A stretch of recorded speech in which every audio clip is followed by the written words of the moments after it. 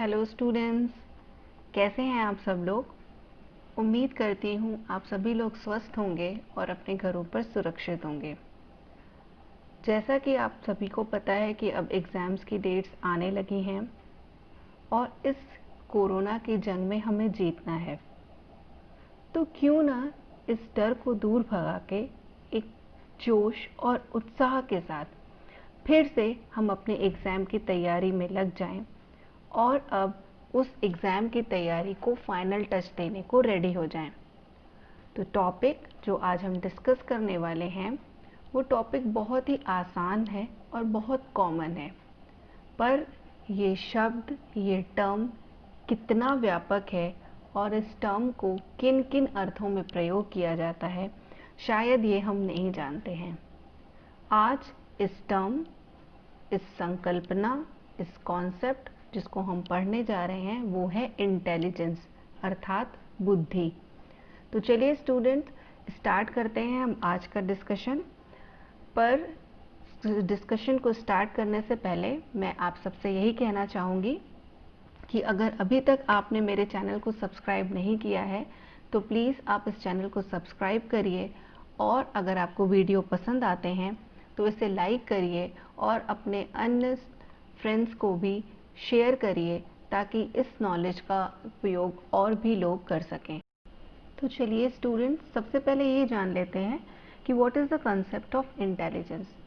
कभी आप लोगों ने सोचा है कि आप इस टर्म का प्रयोग अपनी डेली टू डेली लाइफ में कितना कॉमनली कर लेते हैं। किसी को भी आप इंटेलिजेंट की संज्ञा दे देते हैं, पर कभी आपने सोचा कि इस शब्द के, इस टर्म के कितने अर्थ हो सकते हैं और ये डिफरेंट पर्सपेक्टिव में और ये डिफरेंट कंटेक्स्ट में कितने सारे अर्थों को लिया हुआ है। अगर हम इसके कंसेप्ट को देखें तो हमने इसके कंसेप्ट को 3 भागों में बांटा है, जिसमें पहला कंसेप्ट है intelligence as an ability to adjust. अगर इस कैटेगरी की परिभाषाओं में बुद्धि को समझा जाए तो हम कह सकते हैं कि बुद्धि को वातावरण के साथ एडजस्ट करने की योग्यता के रूप में परिभाषित किया जा सकता है। एडजस्ट अर्थात समायोजन। इस वर्ग के जो भी साइकोलॉजिस्ट हैं उनके अनुसार बुद्धि जीवन में आने वाली विभिन्न परिस्थितियों तथा नई नई समस्याओं के साथ अनुकूलन या समायोजन करने की एक सामान्य मानसिक योग्यता है। इसमें डिफरेंट साइकोलॉजिस्ट और एजुकेशनिस्ट ने परिभाषाएं दी हैं, पर मेरे अनुसार बर्ट की परिभाषा बहुत ही सरल है और बहुत आसानी से समझ में आ सकती है। बर्ट की परिभाषा के अनुसार intelligence is the innate capacity to adopt relatively to new situations, अर्थात बुद्धि अपेक्षाकृत नई परिस्थितियों में समायोजन करने की क्षमता है। Students, keep in tune with me, क्योंकि इस वीडियो के आखिरी में आपसे कुछ प्रश्न पूछे जाएंगे, कुछ एक्टिविटीज़ दी जाएंगी जिनको आपको सॉल्व करना है। तभी आपको समझ में आएगा कि आपने कॉन्सेप्ट ऑफ इंटेलिजेंस को कितना समझा। दूसरे वर्ग के अनुसार intelligence is an ability to learn, अर्थात बुद्धि सीखने की योग्यता के रूप में।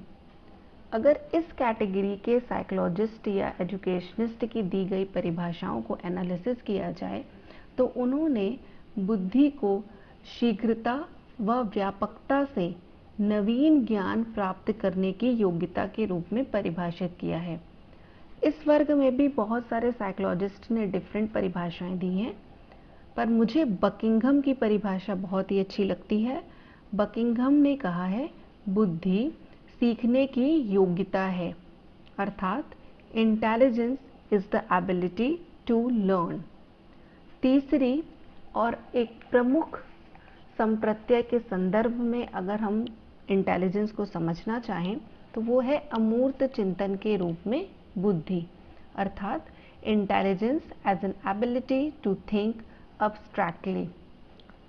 इस वर्ग की परिभाषाओं को अगर हम देखें तो इसके अनुसार बुद्धि विभिन्न परिस्थितियों में, विशेषकर उन परिस्थितियों में जिनके समाधान हेतु शाब्दिक तथा आंकिक संकेतों का प्रयोग करने की आवश्यकता होती है, जैसे different concepts, different science, different प्रतीक का प्रभावपूर्ण ढंग से किस प्रकार प्रयोग किया जा रहा है, इसी की क्षमता को अगर हमें आकलित करना होता है, और अगर कोई छात्र, अगर कोई विद्यार्थी इन सब प्रतीकों को, संकेतों को और प्रत्ययों को बहुत अच्छे से समझ सकता है, तो हम कह सकते हैं कि उस व्यक्ति में अब्स्ट्रैक्ट थिंकिंग करने की अच्छी कैपेसिटी है, और इस कॉन्सेप्ट के अकॉर्डिंग व्यक्ति में अमूर्त चिंतन करने की योग्यता है।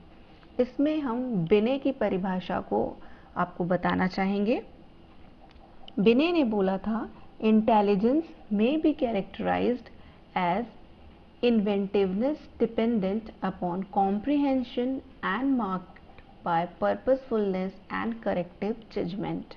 अर्थात बुद्धि उचित ढंग से तर्क करने मीन्स लॉजिकल, उचित ढंग से निर्णय करने अर्थात डिसीजन टेकिंग, तथा आत्मविश्लेषक अर्थात इंट्रोस्पेक्शन या इंट्रोस्पेक्टिव होने की क्षमता है। मैं इनकी परिभाषा को फिर से रिपीट कर रही हूँ ताकि आप इसको लिख सकें अगर लिखना चाहें तो। बुद्धि उचित ढंग से तर्क करने, उचित ढंग से निर्णय करने तथा आत्मविश्लेषक होने की क्षमता है। इस प्रकार हम देखते हैं कि कंसेप्ट ऑफ इंटेलिजेंस को 3 कैटेगरीज में बांटा गया है। The first category is an ability to adjust अर्थात समायोजन करने की योग्यता, दूसरी as an ability to learn अर्थात सीखने की योग्यता, तीसरी as an ability to think abstractly अर्थात अमूर्त चिंतन करने की योग्यता। पर इन तीनों ही वर्गों में दी गई कोई भी परिभाषा या आपको अभी जो भी कॉन्सेप्ट समझाया गया, इसमें कोई भी कॉन्सेप्ट परिपूर्ण नहीं है। अर्थात यदि हम एक वर्ग को लेते हैं तो उसमें दूसरे वर्ग की विशेषताएं छूट जाती हैं। अर्थात अब हमें एक ऐसी डेफिनेशन, एक ऐसी परिभाषा की आवश्यकता थी जो इंटेलिजेंस को एक संपूर्ण रूप में परिभाषित कर सके। तो आइए अब हम एक ऐसे कॉन्सेप्ट को जानते हैं, इंटेलिजेंस की एक ऐसी परिभाषा को जानते हैं जो इंटेलिजेंस की सभी विशेषताओं को एक संपूर्णता के साथ। तो स्टूडेंट, इससे पहले वाले स्लाइड में हमने ये देखा कि इंटेलिजेंस के कॉन्सेप्ट को समझने के लिए 3 वर्ग निर्धारित किए गए थे। इन तीनों वर्गों में अंतर मात्र दृष्टिकोण का है। अगर हम संपूर्णता से देखना चाहें तो वो तीनों वर्ग भी कहीं न कहीं आपस में संबंधित हैं।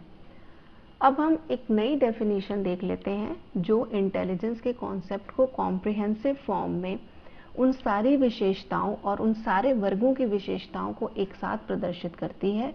वो है डी वेशलर द्वारा दी गई परिभाषा। और डी वेशलर ने अपनी परिभाषा में कहा है कि इंटेलिजेंस इज द एग्रीगेट और global capacity of the individual to act purposefully, to think rationally and to deal effectively with environment. आप देखेंगे कि इस परिभाषा में बुद्धि की संकल्पना को परिभाषित करने वाले तीनों वर्गों की विशेषताओं को समाहित कर दिया गया है। इसको पहले हम हिंदी में समझ लेते हैं। वेशलर ने बुद्धि के अर्थ को स्पष्ट करते हुए कहा कि बुद्धि किसी व्यक्ति के द्वारा उद्देश्यपूर्ण ढंग से कार्य करने की योग्यता, तार्किक चिंतन करने तथा वातावरण के साथ प्रभावपूर्ण ढंग से क्रिया करने की योग्यता है। इसमें 3 बातों को प्रमुखता से दर्शाया गया है कि it is a global capacity of the individual to act purposefully, अर्थात इसमें कोई भी कार्य बिना उद्देश्य के नहीं किया जाएगा, हर कार्य का कोई ना कोई उद्देश्य होता है। टू थिंक रैशनली, तार्किक रूप से सोचना चाहिए किसी भी कार्य को करने से पहले। अगर कोई व्यक्ति किसी भी कार्य को लॉजिकली सोचकर काम करता है तो हम मानेंगे कि उसमें इंटेलिजेंस है। थर्ड है to deal effectively with environment, अर्थात वातावरण के साथ प्रभावपूर्ण ढंग से क्रिया करना है। इस प्रकार हम कह सकते हैं कि वेशलर की परिभाषा इंटेलिजेंस की संकल्पना को संपूर्णता के साथ प्रदर्शित करती है। इंटेलिजेंस की संकल्पना को समझने के बाद आइए जान लेते हैं कि बुद्धि के प्रमुख सिद्धांत कौन से हैं, जो कि आपके आने वाले एग्ज़ाम्स के लिए और अदर कॉम्पिटिटिव एग्ज़ाम्स के लिए बहुत इम्पॉर्टेंट होते हैं। अगर हम देखें कि थ्योरीज ऑफ इंटेलिजेंस को किस प्रकार से विभिन्न वर्गों में बांटा गया है, तो थ्योरीज ऑफ इंटेलिजेंस को प्रमुख रूप से 2 वर्गों में बांटा गया है। पहला है फैक्टोरियल थ्योरीज अर्थात कारकीय सिद्धांत, और दूसरी है प्रोसेस ओरिएंटेड थ्योरीज अर्थात प्रक्रियान्मुखी सिद्धांत। स्टूडेंट्स, हम इस वीडियो में सारे थ्योरीज को एक साथ डिस्कस नहीं करेंगे, जिसका एक कारण है। अगर हम सारी थ्योरीज को एक साथ डिस्कस कर लेंगे तो ये वीडियो बहुत बड़ा हो जाएगा, और मैं नहीं चाहती कि हम इस एक वीडियो को बहुत बड़ा बनाएं। हम धीरे धीरे इस इंटेलिजेंस की थ्योरीज को डिफरेंट वीडियोस में आपके सामने लेकर आएंगे, जिसका पार्ट होंगे इंटेलिजेंस 1, इंटेलिजेंस 2, इस तरह से। आज हम जिन थ्योरीज को अध्ययन करेंगे, अभी मैं इस वीडियो में आपको सारी थ्योरीज बता दूंगी कि कौन कौन सी थ्योरीज होती हैं, पर हम आज 1 या 2 ही थ्योरीज को कवर करेंगे इस वीडियो के द्वारा। तो चलिए स्टूडेंट्स, सबसे पहले हम लोग ये जान लेते हैं कि what are the different factorial theories of intelligence, अर्थात बुद्धि के विभिन्न कारकीय सिद्धांत कौन कौन से हैं। इस श्रेणी में उन मनोवैज्ञानिक के सिद्धांतों को रखा गया है जिन्होंने बुद्धि के संगठन की व्याख्या कुछ कारकों के रूप में की है। इन्होंने माना है कि कुछ कारक मिलकर ही व्यक्ति की बुद्धि को बनाते हैं। जैसे इसमें सबसे पहले थ्योरी आती है 2 फैक्टर थ्योरी, जो कि स्पीयरमैन ने दी है। इसके बाद आती है मल्टी फैक्टर थ्योरी, जो कि थॉर्नडाइक द्वारा दी गई है। फिर आती है ग्रुप फैक्टर थ्योरी, जो कि थर्स्टन ने दी है। फिर आती है आपका पदानुक्रमिक सिद्धांत या हायरार्कल थ्योरी, जो कि वर्नन द्वारा दी गई है। इसके बाद एक बहुत इंपॉर्टेंट थ्योरी आती है जो कि गार्डनर ने दी है, वो है मल्टीपल इंटेलिजेंस थ्योरी अर्थात बुद्धि का बहुबुद्धि सिद्धांत। फिर आता है GSGF मॉडल ऑफ इंटेलिजेंस, जो कि कैटल और हॉर्न ने दिया था। और सबसे लास्ट में आता है 3 स्ट्रक्चर मॉडल ऑफ इंटेलिजेंस अर्थात त्रिस्तरीय मॉडल, जो कि कैरोल ने दिया था। स्टूडेंट्स, हम इन सभी थ्योरीज को अलग अलग पढ़ेंगे, पर क्योंकि मैं इस वीडियो को बहुत लंबा नहीं बनाना चाहती हूँ, जैसा कि मैंने आपको पहले ही कह दिया था, तो आज हमने अभी इन सारी थ्योरीज को जान लिया कि कौन कौन सी थ्योरी है जो कि फैक्टोरियल थ्योरीज के अंतर्गत आती है और उन थ्योरी के प्रोपाउंडर कौन है। आगे आने वाली स्लाइड्स में हम 1 या 2 ही थ्योरी को पढ़ेंगे, फैक्टोरियल थ्योरी ऑफ इंटेलिजेंस को ही पढ़ेंगे, लेकिन हम इसके दूसरे वर्ग को भी आपको बता देंगे, जो कि प्रोसेस ओरिएंटेड थ्योरीज हैं। वो कौन कौन सी थ्योरीज हैं और किनके द्वारा दी गई हैं। तो चलिए स्टूडेंट्स, अब हम जान लेते हैं कि what are the different process oriented theories of intelligence.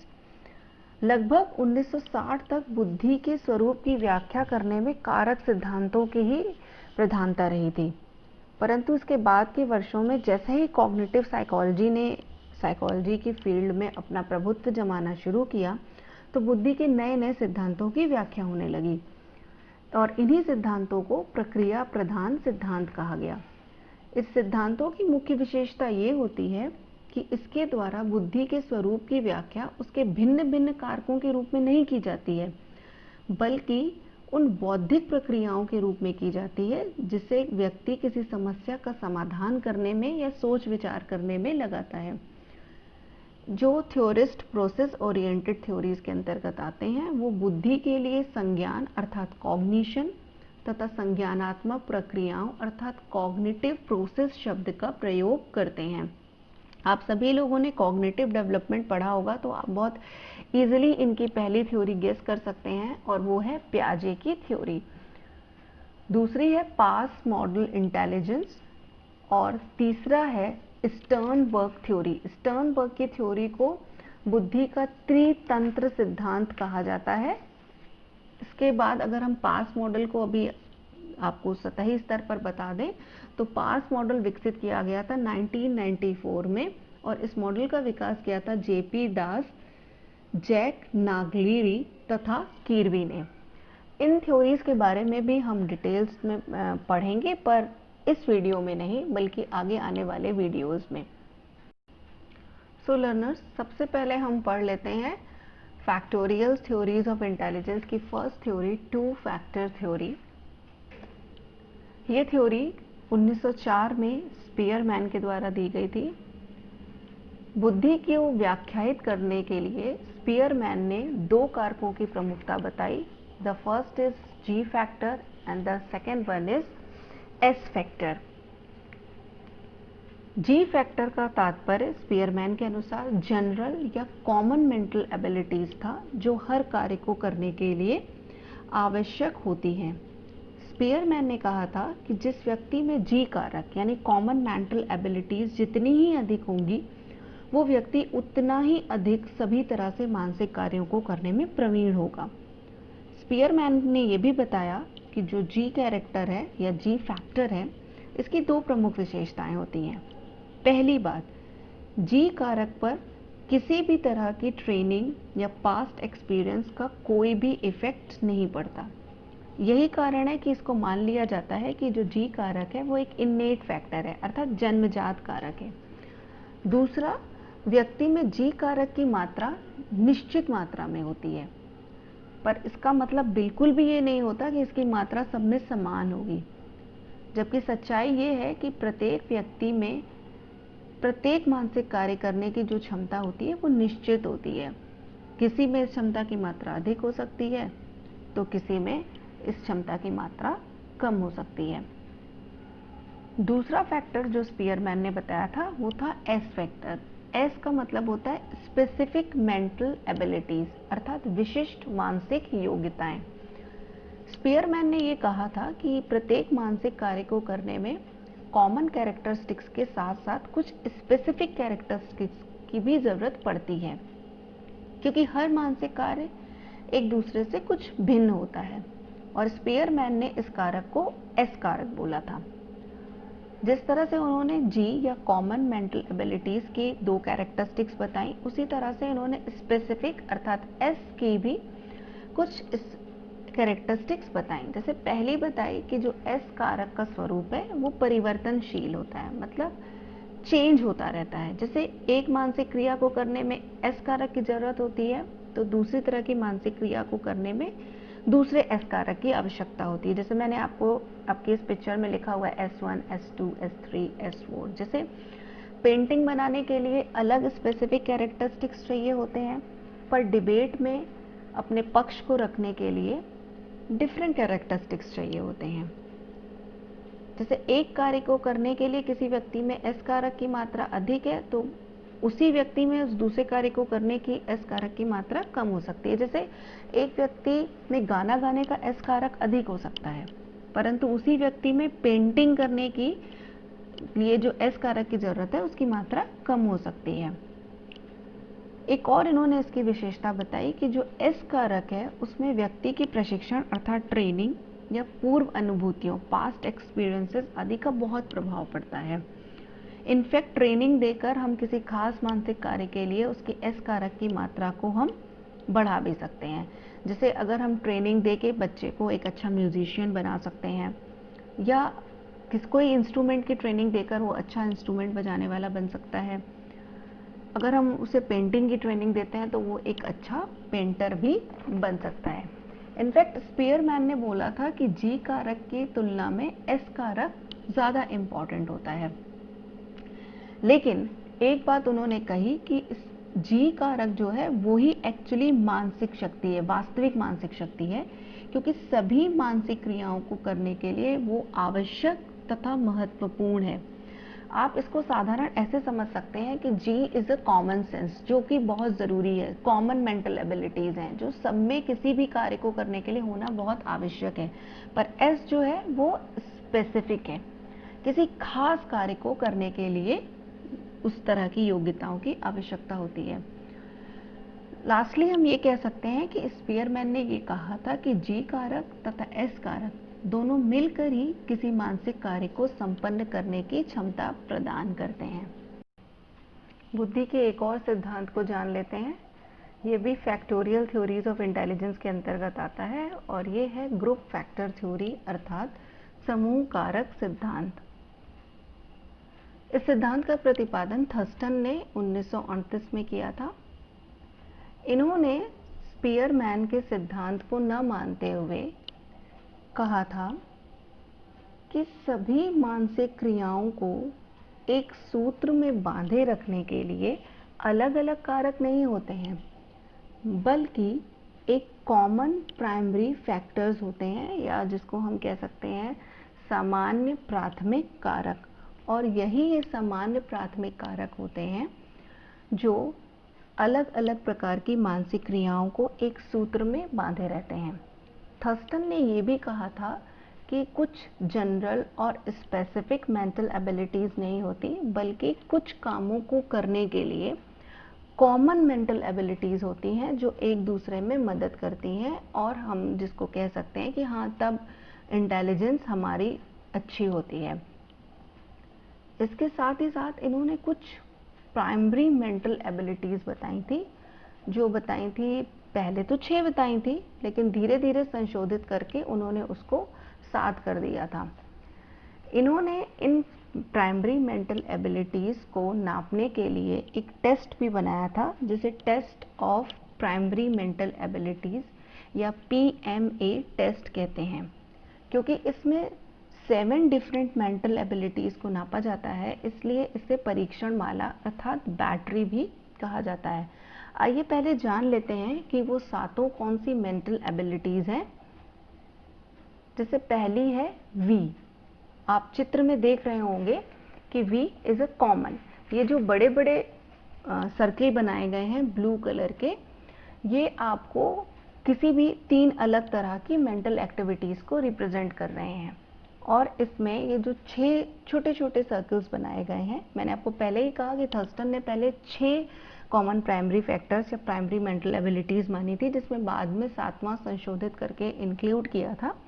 तो ये जो 6 प्राइमरी मेंटल एबिलिटीज़ हैं, ये कॉमन हैं, कॉमन काम को करने के लिए हैं। जैसे मैं आपको अभी, आप इसको पहले जान लीजिए। जैसे पहले फर्स्ट है V, वर्बल मीनिंग एबिलिटी, जिसको हिंदी में हम कहते हैं शाब्दिक अर्थ क्षमता, अर्थात शब्दों तथा वाक्यों के अर्थ को समझने की क्षमता, जिसे V से संबोधित किया गया है।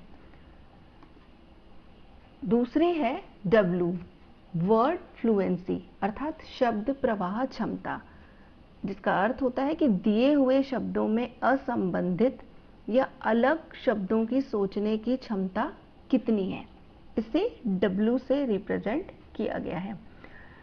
इसका एग्जाम्पल हम आपको दे सकते हैं कि जैसे ये जो बड़ा गोला है ब्लू रंग का, इसको हम मान लेते हैं YouTube का वीडियो बनाना। W है इसमें वर्ड फ्लुएंसी, अर्थात नए शब्द को प्रयोग करने की कितनी क्षमता है। और V आपका हो गया शब्दों तथा वाक्यों के अर्थ को समझने की क्षमता। ये दोनों किस में यूज़ हो रही हैं?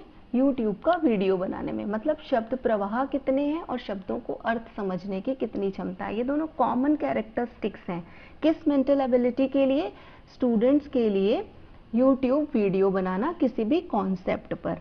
अर्थात क्योंकि ये दोनों कॉमन है, एक स्पेसिफिक एक मेंटल एबिलिटी, एक मेंटल कार्य को करने के लिए, इसलिए इन्होंने मान लिया कि ये दोनों कॉमन है और इसलिए ये इस मेंटल एबिलिटी को पूरा करने में या सफलतापूर्वक करने में मदद करेंगी। तीसरी है आपकी स्पेशियल एबिलिटी, जिसे हम दैशिक क्षमता कहते हैं। दिए हुए स्थान में काल्पनिक रूप से वस्तुओं के परिचालन यानी मैनिपुलेट करने की क्षमता कितनी है, इसे S से डिनोट किया गया है। फोर्थ, न्यूमेरिकल एबिलिटी, जिसे आंकिक क्षमता कहते हैं। प्योरिटी और स्पीड के साथ न्यूमेरिकल कैलकुलेशन कितनी तेजी से कोई कर सकता है, दैट इज न्यूमेरिकल एबिलिटी, जिसे N से डिनोट किया गया है। फिफ्थ है रीजनिंग एबिलिटी, वाक्यों के समूह या अक्षरों के समूह में छिपे हुए प्रिंसिपल मतलब नियम की खोज करने की क्षमता को हम रीजनिंग एबिलिटी या तर्क क्षमता कहते हैं और इसे R से डिनोट किया गया है। सिक्स्थ है आपकी मेमोरी एबिलिटी, अर्थात स्मृति क्षमता।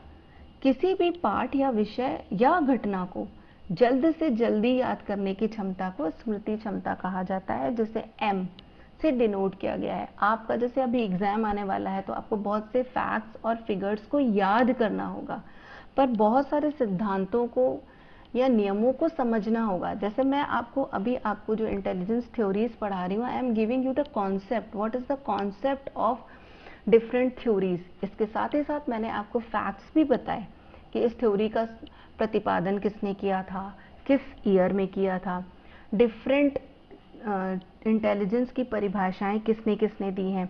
तो आपकी मेमोरी में ये सारी बातें कितनी आ रही हैं, आप इन चीज़ों को कितनी जल्दी से याद कर ले रहे हो, तो दिस इज मेमोरी एबिलिटी।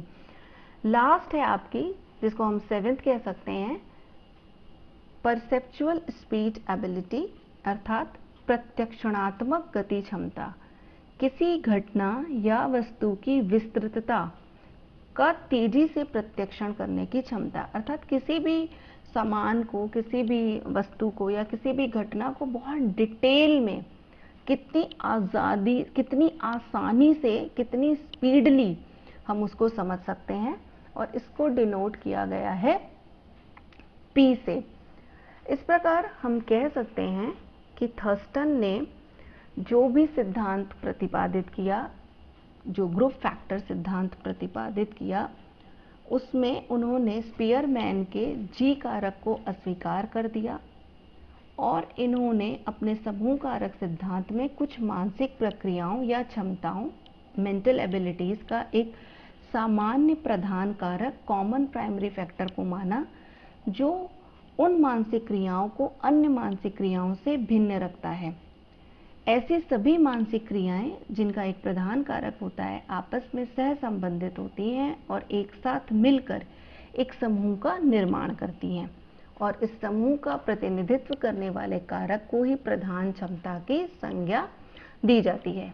इसी तरह दूसरी तरह की मानसिक क्रियाओं को एक सूत्र में बांधने वाले एक अन्य प्रधान कारक या क्षमता होगी। ऐसे सभी प्रक्रियाओं का एक अन्य समूह होता है। फिर तीसरे तरह की मानसिक क्षमताओं का एक तीसरा प्रधान कारक होगा और उन सभी क्षमताओं को आपस में बांध कर रखता होगा। इस तरह से तीसरी, चौथी, पांचवी और कई मानसिक प्रधान क्षमताएं हुआ करती हैं, जिसको इन्होंने 7 मेंटल एबिलिटीज में बांटा है। तो चलिए स्टूडेंट्स, कुछ एक्टिविटीज को सॉल्व कर लेते हैं। एक्टिविटी 1 है आप लोगों के लिए। There is a definition, intelligence is the innate capacity to adopt relatively to new situations, अर्थात बुद्धि अपेक्षाकृत नई परिस्थितियों में समायोजन करने की क्षमता है। ये डेफिनेशन किसने दी है? मैंने अपने वीडियो में ये डेफिनेशन आपको रिफ़र की थी और बताया भी था कि किसने दी है। अगर आपने इस वीडियो को ध्यान से सुना होगा तो आप इसका उत्तर सही देंगे, अदरवाइज फिर से आप बैक जाइए और इस वीडियो को सुनिए, क्योंकि आंसर मैंने इसका नहीं दिया है। तो आपको बताना है कि ये डेफिनेशन किसने दी है, स्टर्न ने, बर्ट ने, वेशलर ने या फिर बिने ने। मुझे उम्मीद है कि मेरे सारे लर्नर्स मेरे सारे वीडियोस को बहुत ध्यान से सुनते होंगे और एक बार में ही वो इसका सही जवाब दे लेंगे। ये एक्टिविटी बहुत आसान है स्टूडेंट्स। मैंने अभी आपको इस वीडियो में केवल 2 ही थ्योरीज पढ़ाई हैं, जो कि फैक्टोरियल थ्योरी ऑफ इंटेलिजेंस है, और उसमें पहली थ्योरी पढ़ाई थी आपको 2 फैक्टर थ्योरी। और यहाँ क्वेश्चन है कि 2 factor theory of intelligence is propounded bye Thurston, Thorndike, Buckingham और स्पीयरमैन। इन चारों में से एक सही उत्तर है और आपको बताना है कि वो सही उत्तर क्या। तो स्टूडेंट्स, इस वीडियो से मैंने एक नया टॉपिक शुरू किया है और वो है इंटेलिजेंस। ये इंटेलिजेंस को समझने का पहला वीडियो है, जिसमें मैंने आपको इंटेलिजेंस का अर्थ समझाया 3 पर्सपेक्टिव में। Intelligence as an ability to adjust, intelligence as an ability to learn, intelligence as an ability to think abstractly. इसके साथ ही साथ मैंने आपको ये बताया कि इंटेलिजेंस की थ्योरीज को 2 भागों में बांटा गया है, फैक्टोरियल थ्योरीज ऑफ इंटेलिजेंस और दूसरी process oriented theories of intelligence. मैंने आपको दोनों ही प्रकार की थ्योरीज की जो डिफरेंट थ्योरीज दी गई हैं डिफरेंट साइकोलॉजिस्ट के द्वारा, वो मैंने आपको आज सबका नाम बता दिया है। पर इस वीडियो में मैंने 2 ही फैक्टोरियल थ्योरीज ऑफ इंटेलिजेंस को डिटेल में डिस्कस किया है। पहली थ्योरी स्पीयरमैन की थी 2 फैक्टर थ्योरी, और दूसरी थी ग्रुप फैक्टर थ्योरी थर्स्टन की। इसके साथ ही साथ मैंने 2 एक्टिविटीज़ भी आपको दी हैं, आप इसको सॉल्व करिए और अगर आपका उत्तर सही आता है तो ये मेरे लिए बहुत खुशी की बात होगी कि मैंने जो भी आपको समझाया वो आपको समझ में आया। लेकिन अगर आपका उत्तर गलत है तो घबराइए मत और इस वीडियो को फिर से देखिए, आपको आपका सही उत्तर ज़रूर मिल जाएगा। Students, please stay tuned with me, क्योंकि इसके आगे आने वाले वीडियोस में इंटेलिजेंस की डिफरेंट थ्योरीज़ को समझाया जाएगा। और सबसे इम्पॉर्टेंट बात, प्रोसेस ओरिएंटेड थ्योरीज़ को बहुत कम ही लोग समझाते हैं, पर मैं अपने आने वाले वीडियोस में उसको भी समझाऊंगी। लास्ट में मैं फिर से आपसे बोलूँगी कि अगर आपने मेरे चैनल को सब्सक्राइब नहीं किया है तो प्लीज़ इस चैनल को सब्सक्राइब कर लीजिए। वीडियोस अगर आपको पसंद आते हैं तो उसको लाइक करिए और आगे अपने फ्रेंड्स को, अपने फैमिलीज़ में और स्टूडेंट्स को शेयर करिए। लेकिन हाँ, अगर आपको कोई फीडबैक देना है, आपको लगता है कि कुछ और इम्प्रूवमेंट की आवश्यकता है, तो आप इस वीडियो के कमेंट सेक्शन में फीडबैक भी अपना दे सकते हैं।